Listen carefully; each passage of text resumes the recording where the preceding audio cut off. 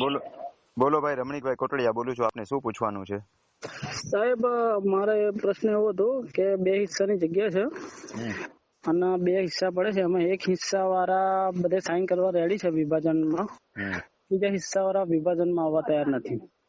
તો ત્યાં સુધી કાંઈ ન થાય. સહભાગીદારી એકના કેસની અંદર હું અનેક વખત કહું છું કે એક ભાગીદારની સહમતિ ન હોય ત્યાં સુધી કશું થઈ શકે નહીં. વિભાજનનો દાવો લાવી શકો તમે, એમાં તળિયા ઘાઈ જાય પગના. એના કરતા સમજૂતી કરો અને થોડો સમય રાહ જોવો એ વધારે સારું.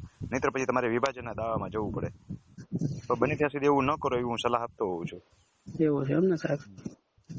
એમાં કઈ ડીએલઆર અથવા એવું કઈ ઓબ્જેક્શન કરી શકાય? ડીએલઆર નું કશું આવતું જ નથી એમાં. તમે સમાધાનનો કેસ શેનો મૂક્યો છે? રસ્તા અંગેના સમાધાનનો ને?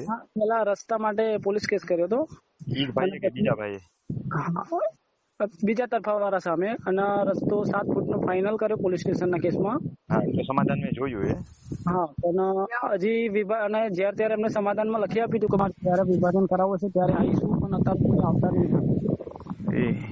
આના આધારે તમે વિભાજનનો દાવો કરી શકો, પણ વિભાજનના દાવાની હું તમને બહુ સલાહ નથી આપતો, કારણ કે કોર્ટ કેસ છે, લાંબા થઈ જશે. એના કરતા થોડો સમય રાહ જુઓ અને કોઈ સમજદાર માણસ દ્વારા થઈને આ સમાધાનની નકલ એને બતાવો અને એને એગ્રી કરો.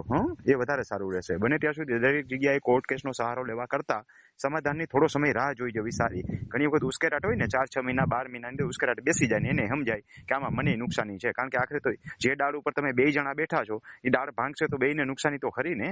બંનેના નુકસાન તો ખરું સાહેબ. હા, એટલે થોડો સમય રાહ જુઓ એવી હું તમને સલાહ આપીશ.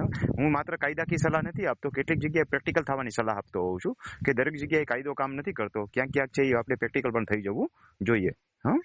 બરાબર સાહેબ. ભલે ભલે. ઓકે, રાહ જુઓ ને, સમય દરેક વસ્તુનો ઈલાજ છે. અને આખરે તો ભાઈઓ છો ને બધા?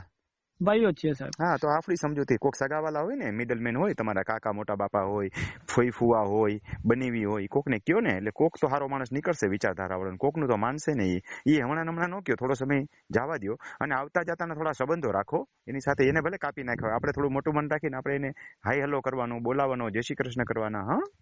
ભલે ભલે. એટલે ધીમે ધીમે સંબંધ સુધરી જશે. કારણ કે કોર્ટમાં જવું અને લાંબો સમય સુધી ત્યાં પગના તળિયા ઘસવા, એના કરતા આ શું ખોટું છે?